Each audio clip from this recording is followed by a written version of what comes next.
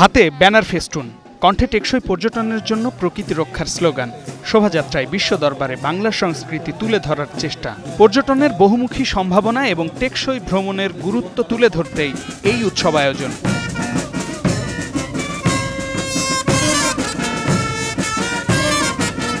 শনিবার বিশ্ব পর্যটন দিবসে রাজধানীর আগারগাঁওয়ে পর্যটন ভবনের সামনে থেকে এই বর্ণাঢ্য শোভাযাত্রার আয়োজন করে বেসামরিক বিমান পরিবহন ও পর্যটন মন্ত্রণালয়। সবার প্রাণবন্ত অংশগ্রহণ যেন ইঙ্গিত দেয় পর্যটন সম্ভাবনার। আজকে আমাদের অল ট্রাভেল ডে, এই ট্রাভেল ডেতে আমরা বাংলাদেশি পর্যটনকে আমরা আরো এগিয়ে নিতে চাই। অনুষ্ঠানগুলোতে যোগদান করার মাধ্যমে আশা করি নিজের কালচারটাকে সারা দেশে ছড়িয়ে দিতে পারবো। প্রতিটা জেলাকে আলাদা করে হাইলাইট করতে হবে, যাতে টুরিস্টরা কখনোই ওই পর্যটন মানেই কক্সবাজার, চট্টগ্রাম, সিলেট হিসাবে ফিল না করে প্রতিটা জেলাতে আলাদাভাবে ঘুরতে যায়।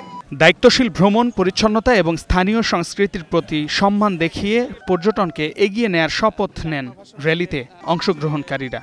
এ সময় সেন্ট মার্টিন নিয়ে সরকারের নির্দেশনায় ক্ষোভ জানান অনেকে। তাদের দাবি প্রবাল দ্বীপে রাত্রি যাপনের। নিষিদ্ধ,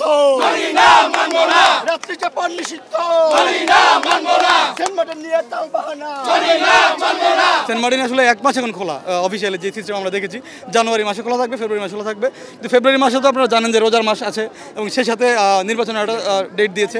তো আলটিমেটলি আসলে জানুয়ারি আমরা ঠিকভাবে পাবো কিনা জানি না। তো ওইখানকার মানুষগুলো না খেয়ে মারা যাচ্ছে। এবারের বিশ্ব পর্যটন দিবসের মূল বার্তা দেয়া হয় টেকসই ভ্রমণের প্রতি।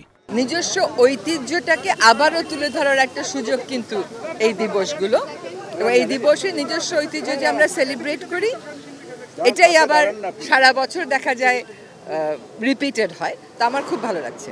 নিঝুমদুব বা হাতিয়াতে আমরা বেশ বড় দুটো মোটেল করছি, কারণ ওখানে অনেকেই ভ্রমণ পিপাসুরা যেতে চান, কিন্তু ওখানে আবাসন ব্যবস্থা না থাকার ফলে ওনারা যেতে পারেন না। সো আমরা সাশ্রয়ী মূল্যে, যেহেতু পর্যটন কর্পোরেশন এটাকে অপারেট করবে, সো সাশ্রয়ী মূল্যে এইসব অঞ্চলে নতুন নতুন ক্ষেত্র আমরা তৈরি করছি।